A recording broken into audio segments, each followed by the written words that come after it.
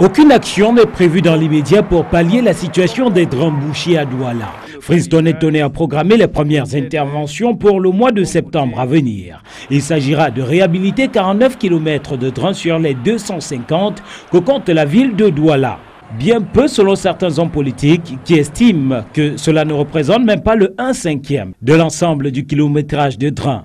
Qu'est-ce qu'on peut faire lorsqu'on a 250 km, n'est-ce pas, de drains à y aménager, quand on aménage 49? C'est vraiment dérisoire. Et les mêmes problèmes vont ressurgir d'une manière ou d'une autre. C'est des effets d'annonce qui ne conviennent à personne et qui sont le synonyme pour moi d'une certaine hypocrisie. En attendant le mois de septembre, la pluie continue à battre son plein et les populations restent sous la menace des eaux et des éboulements. Une menace accentuée par les caniveaux bouchés. Une situation qui pourrait interpeller les communes d'arrondissement dont les pouvoirs et les moyens financiers restent dérisoires.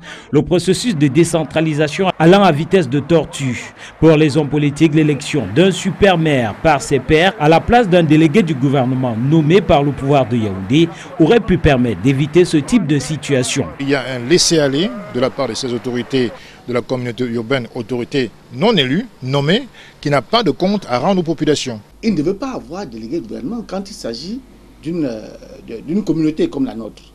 On doit avoir des maires et un super maire élu au lieu et place du délégué de gouvernement.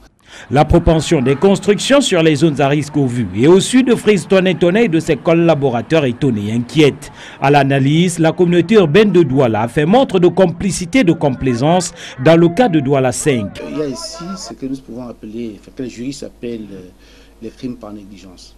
Beaucoup voient en cette inertie un calcul politique, ces zones dangereuses et surpeuplées, représentant un vivier électoral non négligeable pour le Rassemblement démocratique du peuple camerounais à Douala 5. D'où l'absence de réaction de la communauté urbaine de Douala dont les responsables sont proches du parti au pouvoir. Des considérations socio-démographiques. Douala doit supporter la pression démographique. C'est plus de 10 000 personnes qui arrivent à Douala par mois. C'est tout simplement du clientélisme politique.